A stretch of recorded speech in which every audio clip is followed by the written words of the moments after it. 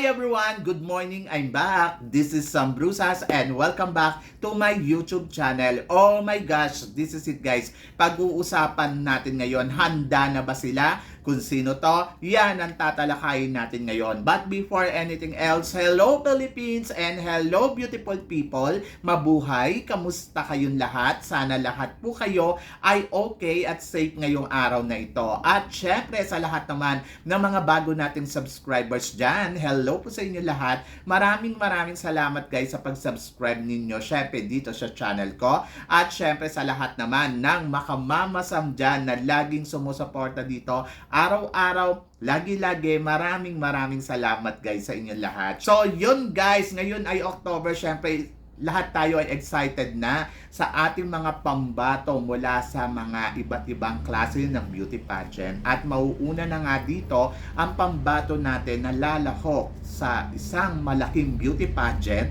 Ito nga ay wala nang iba kundi si Nikki Dimora, kung saan lalaban siya sa Miss Grand International. At syempre susundan naman to ng isa pang napakaganda natin pambato na wala nang iba kundi si Nicole Bormeo. Are you ready guys? Yes, dahil ako handang-handa na para sa kanila. Charot, kala mo ako yung lalaban no?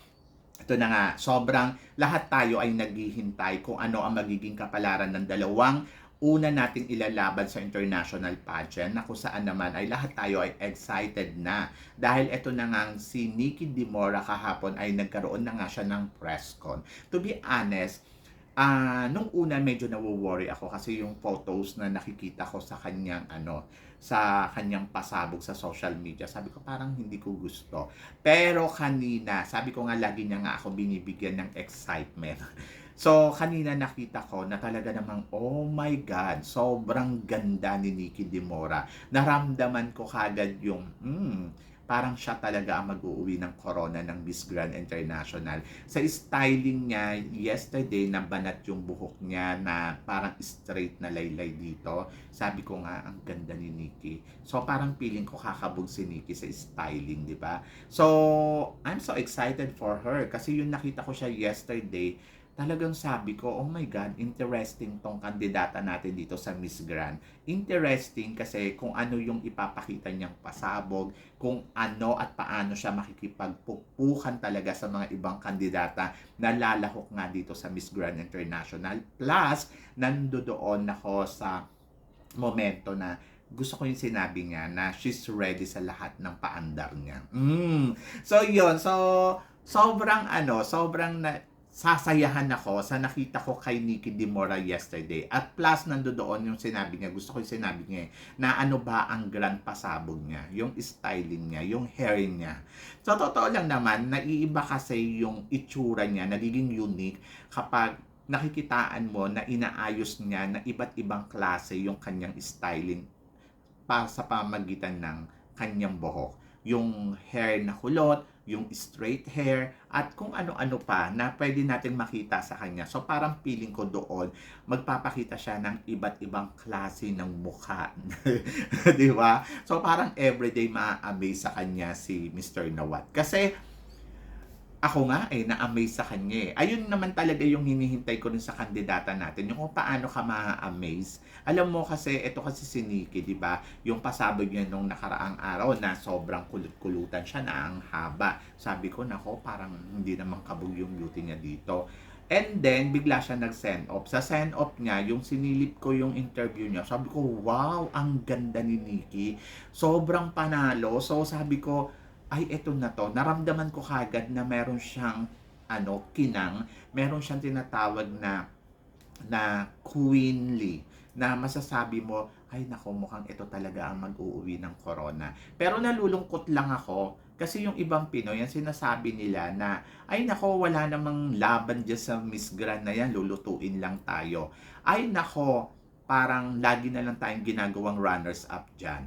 To be honest guys, blessing this guys na naging runners-up tayo dito at nakukuha tayong runners-up sa dami-dami na nagkukumpit. At least tayo ang isa sa mga napipili nilang maging runners-up. Hindi pa man natin nakukuha yung corona, pero wag tayong na mag-attitude na parang akala mo ang taas ng tingin natin sa ating mga sarili at parang tayo lang ang pwedeng manalo sa beauty pageant. Hindi ganun, guys. Kasi kung ganun yung pananaw natin sa buhay, baka karmahin tayo. Dumating ang araw na kahit isang corona, wala nang mauwi ang Pilipinas dahil sa attitude ng mga Pinoy. Parang feeling ko, sa sobrang laki na ng ulo ng mga ibang Pinoy, hindi ko naman nilalahat So, parang nakaka-disappoint yung mga sinasabi. Kung wala kayong magandang sasabihin, wag na lang kayong sumuporta, wag na lang kayong magsalita. Deadman, hindi naman kailangan din ng suporta ninyo kung ganun eh. Kasi ako, para sa akin, yes, ando doon tayo na nasasaktan tayo minsan sa ginagawa kasi parang feeling natin inagrabyado tayo. Pero wag naman natin kalimutan na hindi naman tayo dihado dito. Kasi parang feeling ko naman, yung mga kandidata natin, yes, ibinibigay nila yung 100% nila, nagre-runners up naman tayo. So, siguro, just wait the perfect timing na kung kailan tayo mananalo. Hindi yung parang nagmamadali tayo sa lahat ng eksena kasi parang feeling natin dapat panalo yung kandidata natin all the time. Hindi dapat ganun, guys. Dapat nandoon pa rin tayo na maging humble tayo. Kung hindi pa man natin nakukuha yung corona, di hintayin natin yung perfect time na dumating sa atin yung corona. Diyos ko naman, pag hindi ba tayo nanalo dito, luto kagad yung pageant. Imaginein mo, noong sa Miss Universe, nagsimula siya anong year at anong year tayo nanalo, 'di ba? Parang sobrang tagal muna bago natin makuha yung Miss Universe crown.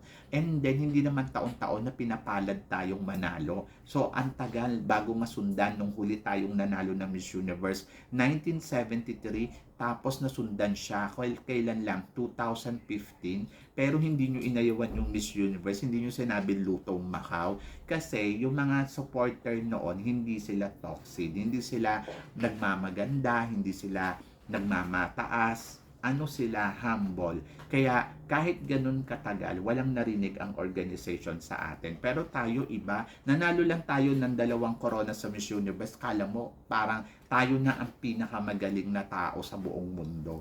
Wag ganon. Dapat manatili tayong humble. So dito, parang sinasabi nyo kasi, ay, hindi ako susuporta dyan, hindi naman mananalo yan. Pero gusto mong manalo. Ando doon ka sa punto na gusto mo koronahan siya. So, parang sino bang spoiled brat ng attitude, di ba? So, ngayon, nandito na nagbobotohan, ayaw mong bumoto kasi ang sinasabi mo, ay nako, wala namang kwenta ang botohan dyan. Pero gusto mong makita yung name ng Philippines na nangunguna. Bakit hindi ka ba nalulungkot kapag hindi mo nakita ang Philippines doon na wala? Ako kasi nalulungkot ako. Kaya kahit anong mangyari, nandoon ako na hindi tumitigil sa paghingi ng suporta sa inyo para sa pambato natin sa Miss Grand. Ganito lang yan, guys. Hindi naman yung Miss Grand Honor ang sinusuportahan natin dito eh. Yung kandidata natin na wag naman sana nating pabayaan. Kasi katulad niyan, meron tayong magaling na kandidata, si Nikki. Pero sana nandoon pa rin, ipakita natin sa organization ng Miss Grand na andoon yung suporta natin 100%. Or dalawang klase lang yan. Hindi natin kaya makipagsabayan doon sa mga malalakas ng bumoto. Kasi natatalo na tayo. 'Di ba? So yun yun. So ako kasi para sa akin, just wait the perfect timing. Kasi nandiyan darating at darating tayo dyan. Kahit anong katagal pa yan, darating at darating tayo dyan. Makukuha at makukuha natin yung corona at hindi imposible. At doon naman sa mga naging runners-up natin dyan sa Miss Grand International, be happy and be grateful. Hindi lahat ng bansa ay nabibigyan ng pagkakataon na maging runners-up at maging isang queen sa isang beauty pageant. Kahit ano pang klase yan, kahit pasabihin mo Miss Ora yan, ayan Miss Ora, ay luto kasi hindi nanalo si Philippines. Pero guys, kung iisipin mo, kakapanalo lang natin noong 2021. So, it's enough naman na siguro para maging happy naman tayo for the another country, di ba? So, sabi ng ganon, nanalo yung ibang bansa, di hintayin natin manalo this time. So, yon. So, malay mo, ito na yung panahon na hinihintay natin. So, ibigay natin yung best natin.